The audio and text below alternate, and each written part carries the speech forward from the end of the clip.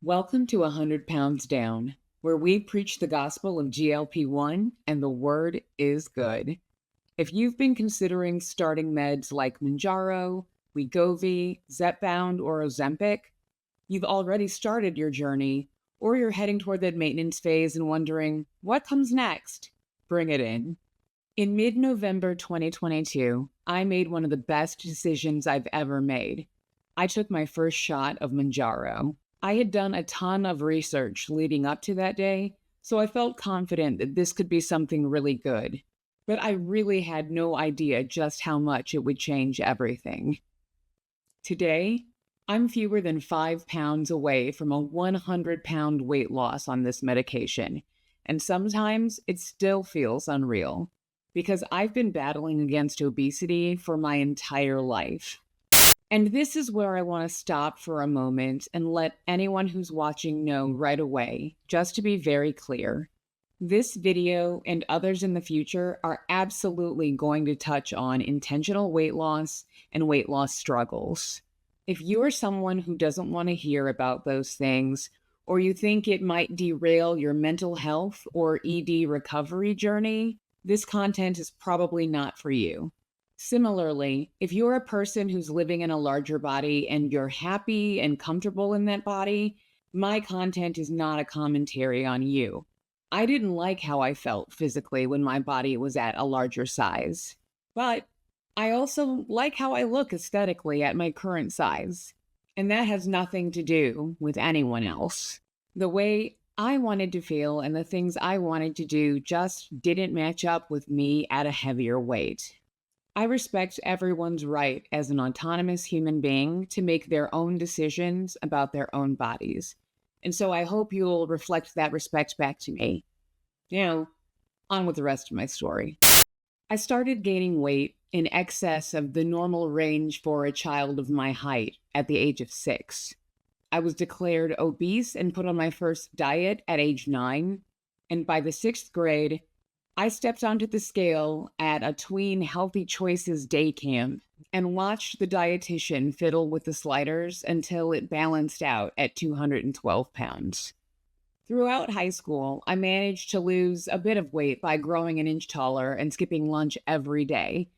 But then I struggled with depression and put on the freshman 40 in my first year of college. In 2005, I hit my highest weight, 280 pounds.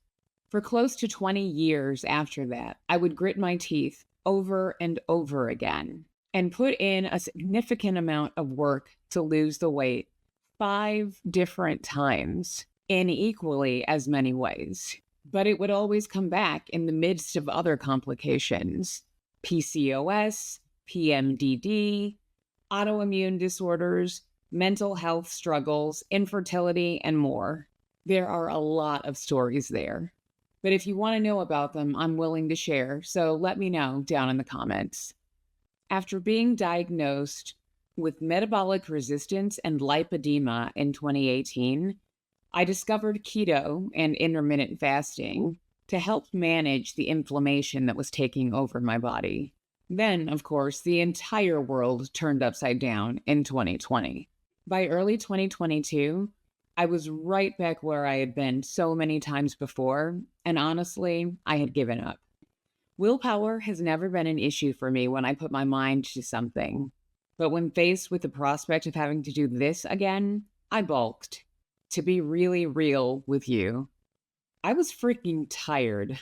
Losing weight was always such a production for me because it was never easy. And every time I did it, it was just a little bit harder than the time that I'd done it before.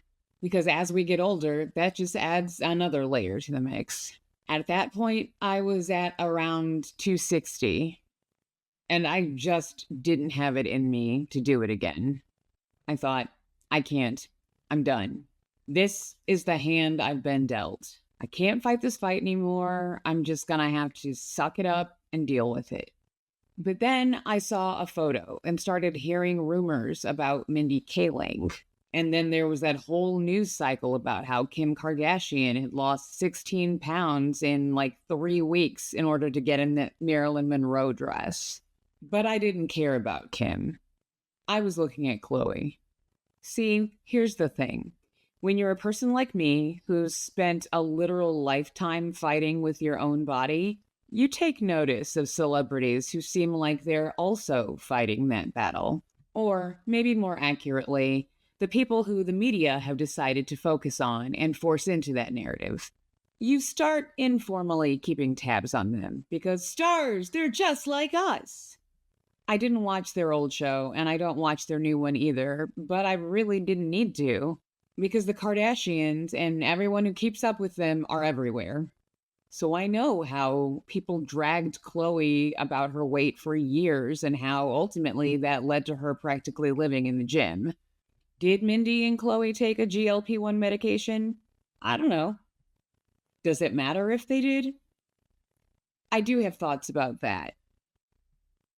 But that's a conversation for another day. The only reason I'm even mentioning it right now is because that's what led me to finding out about Ozempic. One thing you'll learn really quickly about me is that if there's something I'm interested in that I don't really know anything about, or I have to make a major decision, I love to dig in and really start researching. So it wasn't long before I'd gone down the rabbit hole and found out exactly how GLP-1 meds work. Based on what I was seeing, I turned my attention to a newer, less well known weekly injectable that hadn't been on the market for as long: Eli Lilly's Mounjaro, also known as tirzepatide. I was getting really excited at the scientific literature that I was reading. These were unprecedented outcomes that the scientists were reporting. People were losing percentages of body weight that had begun to rival the results of bariatric surgery. Diabetics were having superior reduction in their A1C numbers. It was unbelievable. And it felt a little bit like serendipity, too. I grew up in the Midwest. When I was 16, my mother got an offer from her dream employer, and I was given a choice. I could stay put and live with my grandparents to finish out high school, or I could relocate. I didn't even hesitate. After spending my childhood and most of my teenage years with classmates who repeatedly made fun of me for my weight, I wasn't going to miss any of them. The true friends I had, I knew we'd stay in touch regardless of where I lived. So, off I went, thanks to my mom's new job at Eli Lilly and Company. That was one of the top 5 best decisions I've made in my whole life.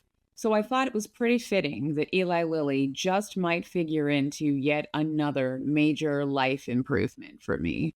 I talked to my husband about the research I'd been doing and all the breakthroughs I'd been reading about, and I told him that I was going to consult with my doctor to see if I could get prescribed Mounjaro off-label due to my metabolic syndrome.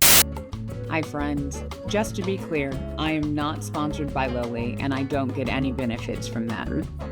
I was scrambling trying to get that $25 MJ coupon to keep working back in early 2023, just like the rest of y'all. I am about to add them as one of the stocks in my retirement portfolio, however, because they're about to make a ton of money off of these medications. When I hopped onto the scale the day before taking my first shot, I weighed in at 254 pounds.